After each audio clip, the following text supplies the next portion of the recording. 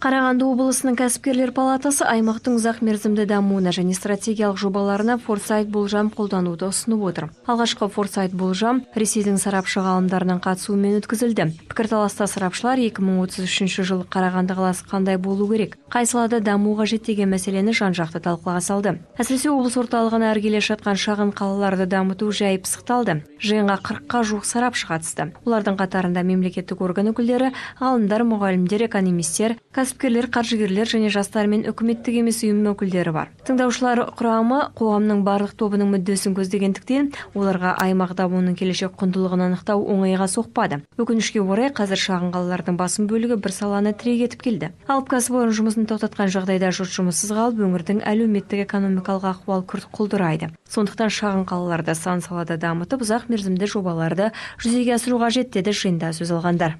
Программа моногородов предусматривает огромные ресурсы, но реализовывать их нужно.